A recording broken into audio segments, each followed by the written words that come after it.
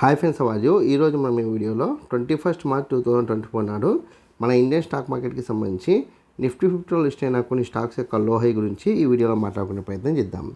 Adani enterprises high వచ్చేసి 3080 గాను, లో వచ్చేసి 3020 గాను నమోదు కావడానికి ఛాన్స్ ఉంది.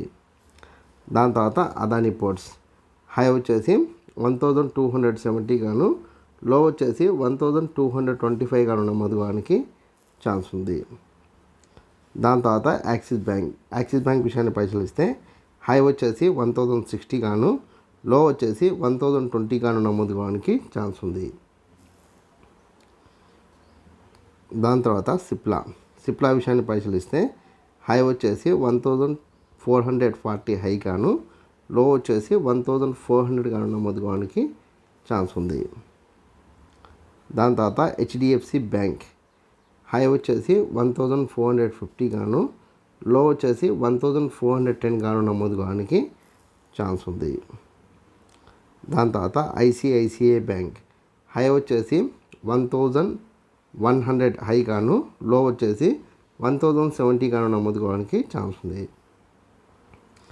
దాని తర్వాత ఇండస్ఇండ్ బ్యాంక్ హై వచ్చేసి 1470 హై గాను, లో వచ్చేసి 1425 లో గాను నమోదు కావడానికి ఛాన్స్ ఉంది.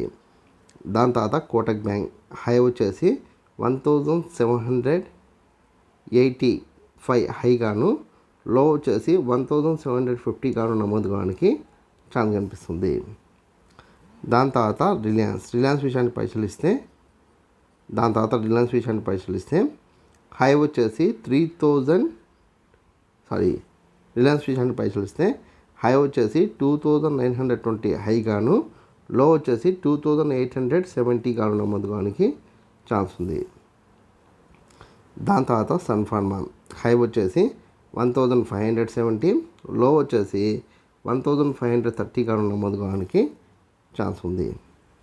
టెక్ మహీంద్రా హై వచ్చేసి 1290 హై గాను, లో వచ్చేసి 1250 గాను నమోదు కావడానికి ఛాన్స్ ఉంది. నేను రేఖామాతంగా కొన్ని కంపెనీలకు సంబంధించిన డేటాను అందించే ప్రయత్నం చేసినాం. ఇంకా మీకు ఏదైనా కంపెనీ పట్ల ఆసక్తి ఉంటే కామెంట్ సెక్షన్లో కామెంట్ చేస్తే దానికి సంబంధించిన పూర్తి వివరాలు అందించే ప్రయత్నం నేను చేస్తాను. ఈ వీడియోని కనుక మీకు నచ్చినట్లయితే లైక్ చేయండి, కామెంట్ చేయండి, షేర్ చేయండి. ఛానల్ మటుకు ఖచ్చితంగా సబ్స్క్రైబ్ చేసుకోండి. జై హింద్, వందే మాతరం.